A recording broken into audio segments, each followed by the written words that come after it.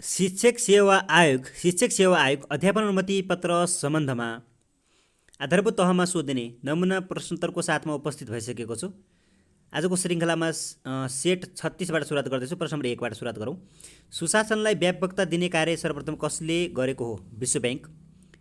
2मा छ इन्टरनेट जडानका लागि कुन उपकरण आवश्यक पर्दछ? Device is required for the internet connection, modem. 3 शिक्षामा सूचना तथा सञ्चार प्रविधि सम्बन्धी गुरु योजना नेपाल सरकारद्वारा कहिले स्वीकृति गरियो? सन् 2013 मार्चमा।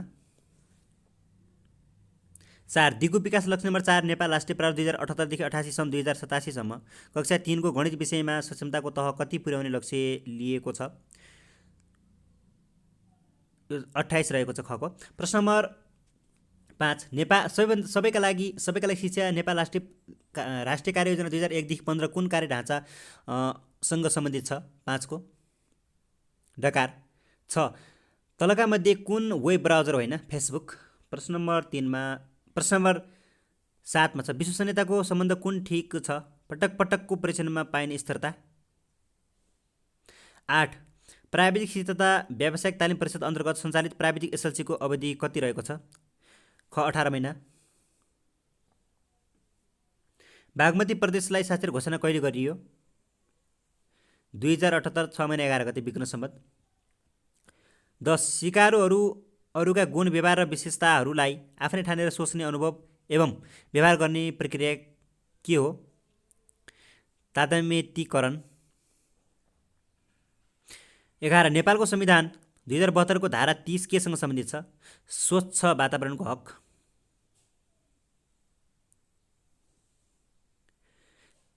12 मा छ शिक्षा ऐन 2028 संशोधन सहित अनुसार राष्ट्रिय शिक्षा परिषदको अध्यक्ष को हुन्छ? शिक्षा मन्त्री।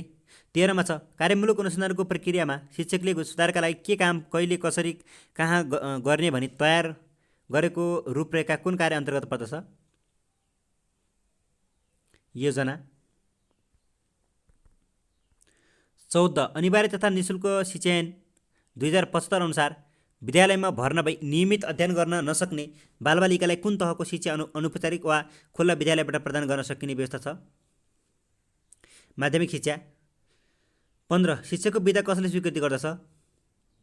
प्रधानाध्यापकले। 16 देहायका मध्ये जन्मजात प्रेरक कुन हो? आराम। 17 सिकारुहरूबाट अपेक्षा गरिएका अपेक्षित सिकाइ उपलब्धिको कथन नै पाठ्यक्रमको डट हो। उद्देश्य। 18 जिनपियाजीले लम्बी विधि अन्तर्गत आफ्नो छोरीको कुन पक्षको अध्ययन गरेका थिए? आँखा र हातको समन्वयको विकास। 19 क्षितिजीय विधिका प्रतिपादक को हुन्? टेम्पलिन। 20 अनियमित शिक्षा भन्नाले के बुझिन्छ? जीवन पर्यन्त चल्ने शिक्षा। 21 बेटी पढाओ बेटी बचाओ अभियान कार्यक्रम सुरुवात गर्ने प्रदेश कुन हो? मध्य प्रदेश। 22 हर्लकका अनुसार मानव वृद्धि र विकासको अध्ययन गर्नुको उद्देश्य कतिवटा रहेका छन्? 6 वटा। 23 सिकाइ मनोविज्ञानको अध्ययनले शिक्षकलाई डर सिकाउँछ। विद्यार्थीको स्थान तथा ज्ञान परीक्षण एवं निर्देशनबारे जानकारी प्राप्त हुन्छ। 24 जब सही प्रतिक्रियापछि मात्र पुनर्बल प्रदान गरिन्छ त्यसलाई डर भनिन्छ। 24 को अनुपात पुनर्बल।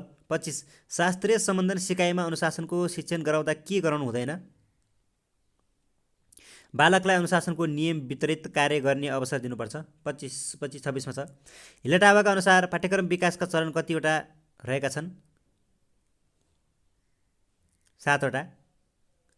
प्रश्न 27 विभिन्न मातृभाषाका पाठ्यक्रम विकास तथा परिमार्जनका लागि मार्गदर्शन विकास कार्य कसले गर्दछ? पाठ्यक्रम विकास केन्द्रले। 28 वार्षिक शैक्षणिक योजनाको अनिवार्य अङ्ग देहायका मध्ये कुन हो? विषयवस्तु। 29 शिक्षण विधिको छनौट गर्दा ध्यान दिनुपर्ने कुरामा देहायका मध्ये कुनलाई कम महत्त्व मानिन्छ? शिक्षणको समय। 30 नियमअनुसार अङ्कन गर्नु मापन हो यो कसको भनाइ हो? टाइलर। प्रश्न नम्बर 31 देहायका मध्ये कुन कक्षा शिक्षणको विशेषता हो? समय तालिका लचिलो। 32 तल्लो र माथिल्लो तह बीचका सिकाइको व्यवहार हुने स्थानान्तरणलाई के भनिन्छ? लम्बे स्थानान्तरण। 33 व्यापक रूपमा कुनै वस्तु वा घटनाका लागि नियममा आधारित विधि अनुसार अङ्कहरू प्रदान गर्नु नै मापन हो। यो भनाइ कसको हो? Henry Foyle.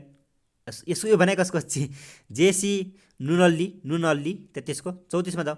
व्यवस्थापन कार्यालय योजना समन्वय उत्प्रेरणा र नियन्त्रणका रूपले कसले उल्लेख गरेका हुन्? 34 को। James L लुन्डी। 35 शिक्षकको पेशागत विकासको प्रभाव 2072 अनुसार प्रमाणीकरण शिक्षक तालिममा कति अङ्क प्राप्त गरेमा द्वितीय श्रेणीको अङ्क दिइने व्यवस्था छ? 60 देखि 74 अङ्क। 36 उच्च माध्यमिक तहमा कार्यरत शिक्षकहरूका लागि अध्यापन अनुमति पत्र लिनुपर्ने व्यवस्था शिक्षा 2028 को कुन संशोधनले गरेको हो? 7औं। 37 मा छ शिक्षा विज्ञान तथा प्रविधि मन्त्रालय वैकल्पिक प्रणालीबाट विद्यार्थीको सिकाइ सहजीकरण निर्देशिका कहिले जारी गरेको हो? विक्रम 2017 2 महिना 18 गते। 38 आइसिटी को पूरा रूप के हो?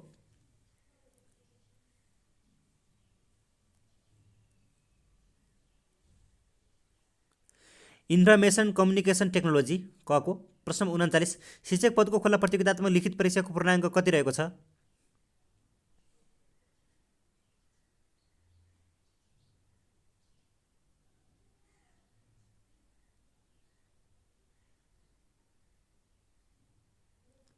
ग सामान्य 50 अङ्क र विषयगत 100 अङ्क। प्रश्न नम्बर 40 विद्यालय ठाउँ सारी गर्न सिफारिस गर्ने कार्य कसको अधिकार क्षेत्रभित्र पर्दछ? वडा समिति। 41 अपाङ्गता भएका बालबालिकालाई शिक्षा दिनका लागि क वर्गको छात्रवृत्ति बापत वार्षिक कति रकम दिइन्छ? 5000। प्रश्न नम्बर 42 महिला विरुद्धका सबै प्रकारका भेदभाव उन्मूलन गर्ने महासन्धि कहिले अनुमोदन भयो? सन् 1979 डिसेम्बर 18। 43 विद्यालय सुधार योजना कहिलेसम्म स्वीकृति गरी स्थानीय तहमा पेश गर्नुपर्दछ? जेठ महिनाको अन्तिम हप्ताभित्र। 44 जर्ज पियानीका अनुसार समाजमा शिक्षाको कार्य कुन हो? परम्पराको समायोजन। 45 शिक्षाको पेशागत विकासमा स्रोतसाधनगत पक्ष अन्तर्गत कुन पर्दछ?